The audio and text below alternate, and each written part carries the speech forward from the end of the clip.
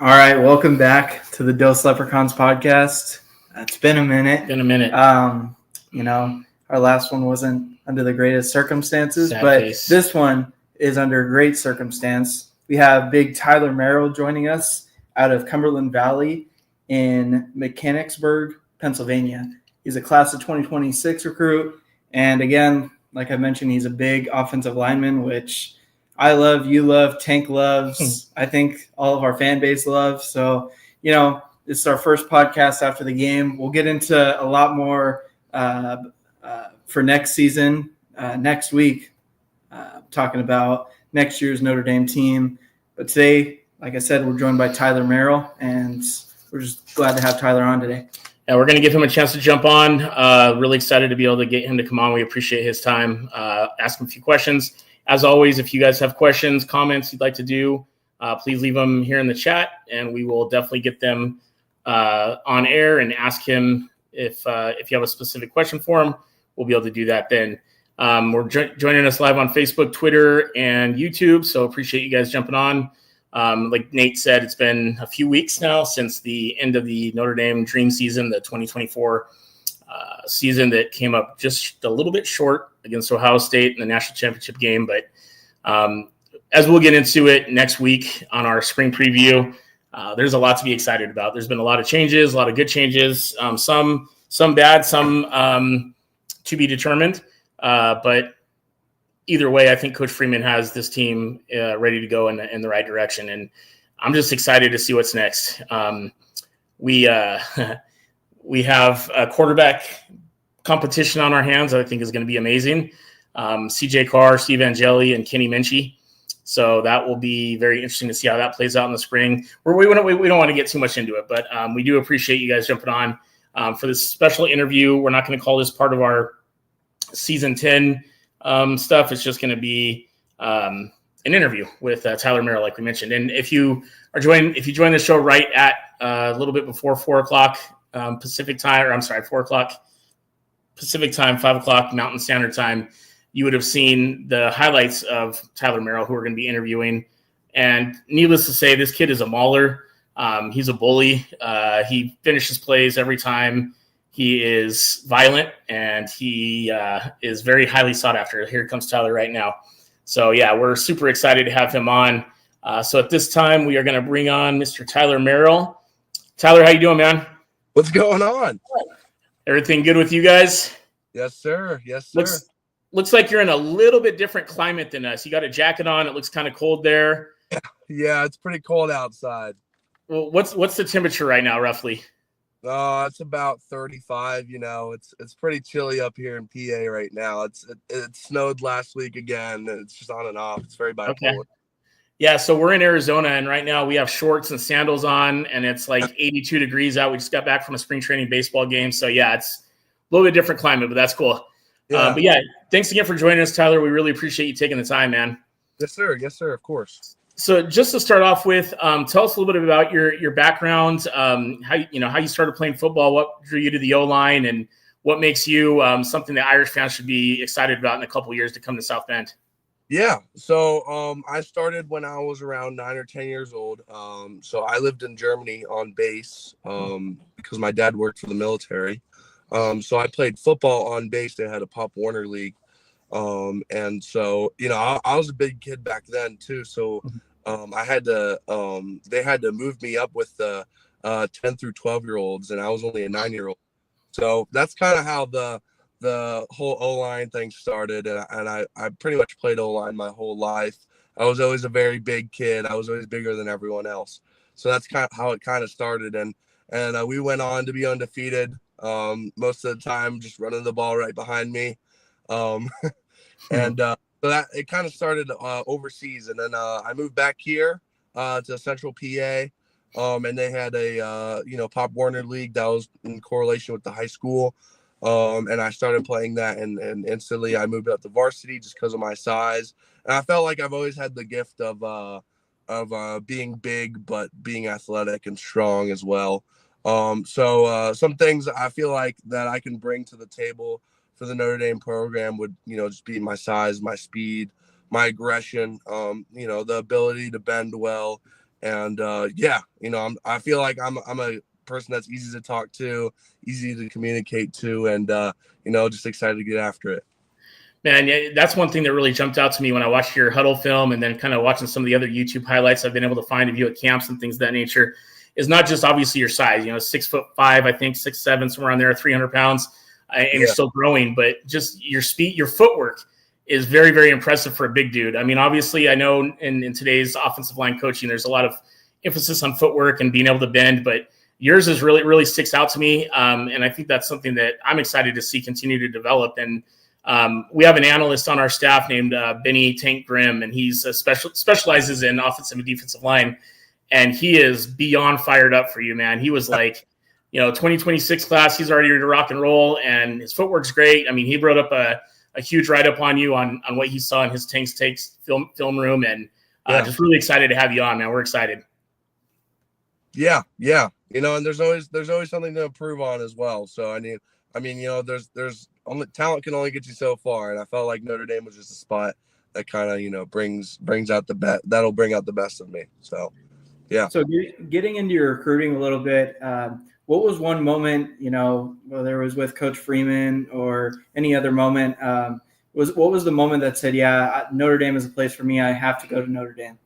To me, it was kind of like I went to camp my freshman year, and Coach Rudolph knew me from recruiting me at Virginia Tech already. So I was already on his board, and he's always told me that I was his number one guy. And it's not going to change. And he said once that the pot of gold day, and the day that they were going to offer all their 26 recruits, he said I'd be one of the first guys he'd hit up, and he's super excited for me. So that already kind of showed me that the feeling that they had towards me, and for me after that, it was really just comparing every other place to Notre Dame. So I live in PA, obviously, so there's a lot of comparison to Penn State, and I had to compare it to Michigan and Ohio State and all that. And don't get me wrong, all those programs are awesome, but I just kept coming back to Notre Dame, and I took that gut instinct, and I realized that that there's no other place like it for me. So that's when I decided, actually on the junior day that they had, that I'd let them know, like, hey, I want to come here. But I didn't make it until a week after. So that's good. I love that story about Coach Rudolph. I think that he's got a situation right now with the group coming in and the group already on campus, that with those guys on campus, with you coming in 2026, it's going to be a lot of fun to see this O-line continue to dominate. I mean, the sayings have been going around forever, that Notre Dame is tight end you and all that kind of stuff. It's really hard to argue right now that Notre Dame's not also O-line you, because you got Quentin Nelson, Mike McGlinchey, Zach Martin, who just retired yesterday, is going to be a first ballot Hall of Famer. Ronnie Stanley, Joe Alt, the list could go on and on. Oh my gosh. There's 3 or 4 guys on this O-line right now that I think could be, first round, early second round draft pick guys. Obviously, depending on how things progress, but it's an exciting time, I think, for offensive linemen to be at Notre Dame, and I think Coach Rudolph is a big part of that. So, it all starts up front, and we believe that truly. So the fact that guys like you are coming back in too, and it's just gonna be a really fun time with these offensive linemen. Question for you: so you talked about recruiting with Coach Rudolph and everything. What kind of recruiting are you doing on your own with some of the guys that may be on the fence between a Michigan or a Penn State or Ohio State, and guys that you've played with or go to camps with? Like, are you talking to some of these guys and say, "Hey, man, you gotta come over here to South Bend. We got something special going on"? Yeah. So I've been really, I'm pretty active on social media. So I've been trying to, every time I see a top 5, top 10 post and Notre Dame's included, I'll just, say, come home, you know what I mean?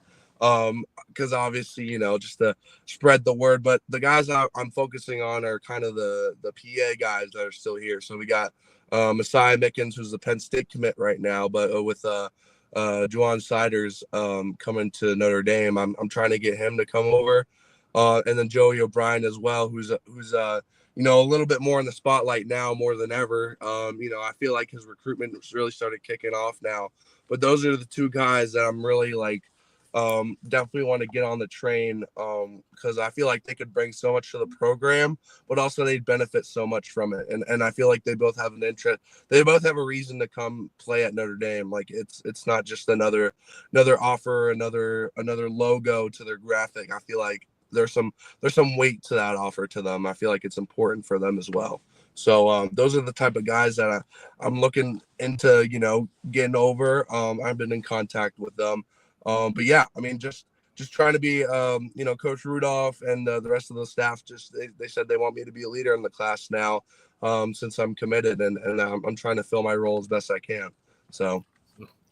Got a question from our audience here. It's actually one of our partners, Fighting Irish Faithful. He says, do you prefer blocking for blast, trap, or counter?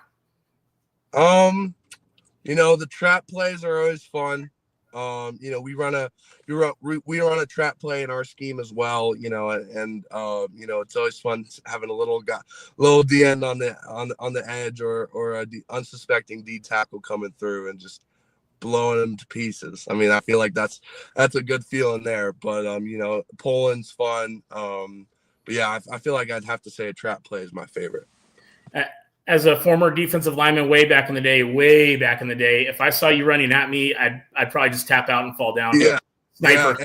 It's very good when you run, inside schemes all day, and then boom, you get a big guy like me out in space, and I just blowing people up. I mean, it's so much. There's one play I saw, and I think you were pulling, and you hit the end coming across and drove him. It had to have been 10 yards off the ball into the other sideline. And that's the kind of stuff, man, that I just love that. I love seeing that, man. It's such a cool thing to see. And the fact that you finish plays too, a lot of high school kids you see playing nowadays don't finish. I mean, you finish and then some. So I think you kind of have the tape that coaches should be showing their young guys. Yeah. Yeah. No, I feel like finishing is definitely one of the biggest things nowadays. Like you said, I mean, I feel like it's not shown enough, even on the one-on-ones and camps that I go through. I mean, I feel like some guys are beat on the third and fourth step just because they're not finishing through. So sure. My coach emphasizes that too. So it's definitely something that has to be taught. And then just another question that we have: is there any chance of you playing D-line? That's definitely an interesting question. I don't think so. Just personal opinion. But I really.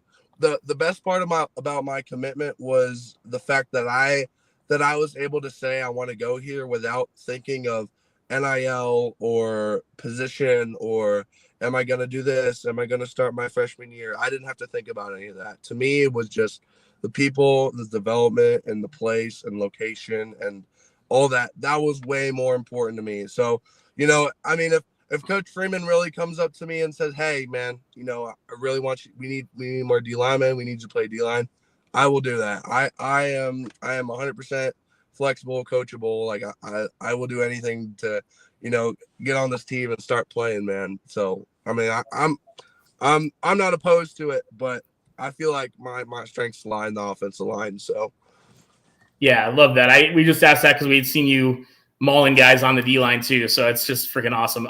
Yeah. Let's give a little love to your high school. Let's talk about your high school a little bit. Your coaches there, your head coach, your O-line coach, any skill players that maybe folks should be thinking about and talking about that aren't getting quite the love they should. Let's give a little love to those guys. Yeah. So Coach Oz, our head coach, amazing guy. He really kicked off my recruitment with connections with Akron and Kent State because those were my first two offers. So I feel like he's always known that I'll be a Division I guy. And I feel like he kind of like pushed me over the edge in the sense of being able to get my recruitment rolling. So I give a lot of kudos to him and, developing me into the person I am. It's obviously hard to be able to do a lot of O-line specific things, especially in high school football, since there's so many kids and there's not a specific coach for every single position group. So it's been kind of tough to do that. So this off season and other off seasons as well, I've been going to Jamie Thomas. He's a local guy in my area. He played for the Colts with Peyton Manning. He played at Maryland, and he played at Bishop McDevitt High School near Harrisburg. So he's my trainer. He's an awesome guy. Super friendly, super nice. So I go to sessions with him all the time and really just focus on the fundamentals and the intricate stuff of playing O-line. And I wouldn't be able to be in the position I am without my teammates as well. There's a bunch of guys that are going to be stars next year. Brody Pines, some younger guys like Zayden Smith and Elijah Sherman all show potential to play at a Division I level. I just feel like they have to get their name more out there, which is, I think, a great opportunity right now to talk about them as well. So I feel like in Central PA, overall, I think there's lots of talent unrecognized in the Pennsylvania area. There's a lot of good players that just go unseen, I feel like, from time to time. So I feel like bringing more spotlight on there is important as well. But yeah, I give all my props to Cumberland Valley and the whole athletic staff. I wouldn't be able to be here without them. So, just the way you describe that and explain that and understand the importance of the other guys getting some love too says a lot about you as a player, as a person, and as a teammate. So once again, Notre Dame does a great job of recruiting guys that are obviously supremely talented, but also, genuinely good dudes like you and some of the others that are on campus right now. So that's awesome, man. I appreciate that. Yeah. One other question I have is, okay, where the nickname, man, Big Oak. Well, tell us about that, how that come through, and where'd that come from? Yeah, so I got the Big Oak nickname from my strength and conditioning trainer, Sarge. We call him Sarge because he was in the Marines back then. Served in Vietnam, veteran. So I came in the first time as a freshman, and he's like, "Man, Tyler, you're as big as an oak tree, man. I'm gonna call you Big Oak." So Big Oak's kind of just the name that's stuck ever since freshman year. But yeah, that's kind of just the origin. But Sarge is a great guy. He gets you right, man. He was, we were doing conditioning the other day. He's like, "I'm gonna get you in shape for South Bend this offseason, buddy." So, he's a great guy though. So that's kind of where the name comes from, and it kind of speaks for itself. So. Well, shout out Sarge for his service. Thank you for your service, Sarge. If you're listening to this, we love all our veterans. That's great stuff, man. Last question from the audience, and we'll get into how people can get a hold of you and everything. Brian Sullivan goes by Sully. I had a couple comments about your state, but also he asked, can Big Oak catch? Well, Big Oak was put in that corner his 7th grade year for pop. So Big Oak cannot catch. I will say for now. We'll see. We'll see. Maybe Coach Rudolph got a special package for Big Oak coming into the 2026 to 2030 seasons. So we'll see. Love it. Yeah, let's get Denbrock on it ASAP because I would love to see that. I mean, I don't think a safety or a corner are going to be too excited about trying to cover you, but we'll see how that goes. So Tyler, at this time, what we like to do with all of our guests is just give you guys an opportunity to kind of shout out anything you've got going on, any kind of merch, anything where people can follow you, how people should stay in touch to follow your high school career, all that kind of stuff. Yeah. So I don't have anything really merch related or anything right now as of yet, but I have an Instagram and a Twitter. I'd appreciate a follow. I repost everything with my high school related. So, streams for games and whatnot. So the Twitter would be at Big Oak 2026. And the Instagram would be Tyler_Merrill.71. But other than that, yeah, I mean, there's not much to shout out, honestly, besides those two. But I post pretty frequently about, just Notre Dame or my high school or, some of my buddies. So, yeah. Well, that's awesome, man. Well, we're going to let you go. I know you're probably freezing cold in your car, so we appreciate you taking this time to hang out with us, Arizona Dose Leprechaun fans. We wish you all the best. Now we're going to be following your career. We're going to be posting all your stuff, highlights of your high school. We're just really excited to have you on board here with the Irish, and look forward to seeing you on campus in a couple years. Yes, sir. Yes, sir. I appreciate you for letting me hop on. Yeah, thanks, Tyler. Have a great day and go Irish. Yes, sir. You too. Go Irish. All right. That was Tyler Merrill, 4-star commit out of Pennsylvania. Once again, I mean, this goes without saying, but just really good people that we're recruiting, good players, phenomenal athletes, but also just genuinely good people. As you can tell there, he's from a really good stock. His parents have done a good job. His coach have done a good job. His strength and conditioning coach is a former Marine in Vietnam, which it doesn't get any tougher than that.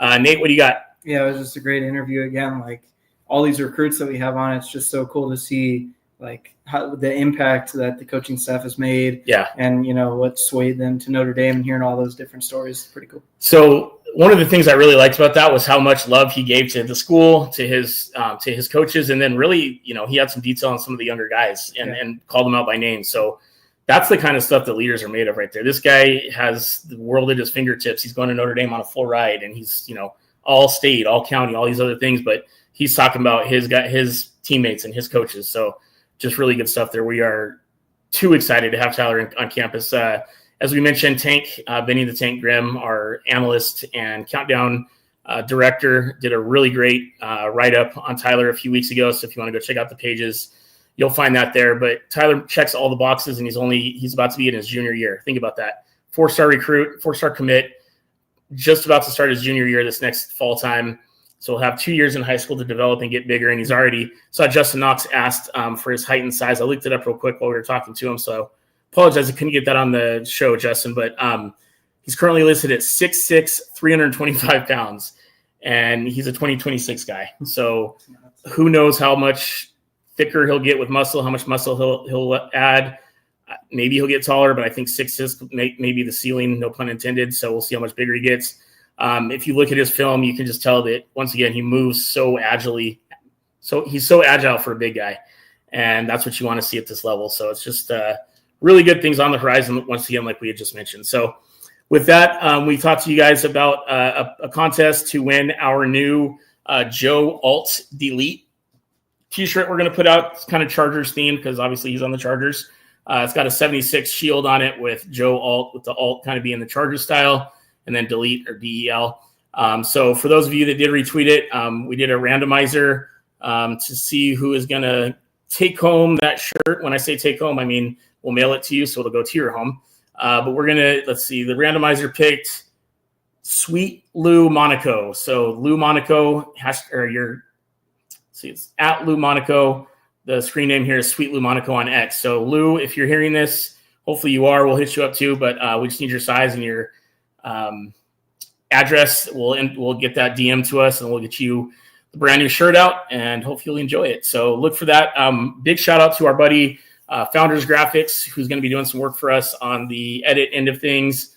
But he's also working on updating our our Shopify website. So we'll have some new gear up there, including the Joe Alt Delete shirt here in the next 2 or 3 weeks. So with that, we appreciate you guys watching. Again, this is just a quick little interview show. We're not going to get into the spring game stuff yet. We'll be joined next week by one of our analysts, Jeff Strebajek, and then we'll break down what we're looking forward to in the spring. Hopefully by then the GM position will be filled. That's really the only lingering position or position on the team that we're still looking for. So with that, everybody have a blessed rest of your day. Appreciate you guys jumping on. Please share the podcast. Please follow, like, subscribe, especially on YouTube. We got to get our YouTube going. But thank you guys so much. We love you all, and we'll see you next week for the spring game preview. Go Irish.